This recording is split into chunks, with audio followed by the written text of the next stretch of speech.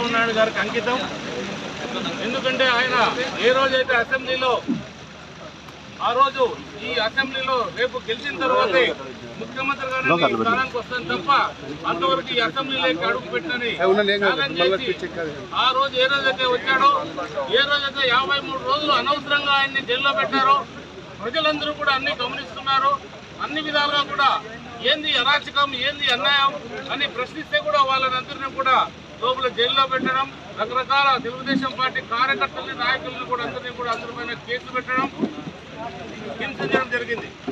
ఏదేమైనా కూడా ప్రజలు దిమ్మ తిరిగేదంటూ ఈరోజు తీర్పియడం జరిగింది. 160 కీలక స్థానాలు తెలుగుదేశం మరియు జనసేన బీజేపీ కూటమికి ఇవ్వడం జరిగిందంటే ఇది మామూలు విజయం కాదు. ఈ విజయాన్ని కూడా ఎలా అభివర్ణించాలో కూడా తెలియని పరిస్థితుల్లో ఈరోజు ఈ విజయం వచ్చింది.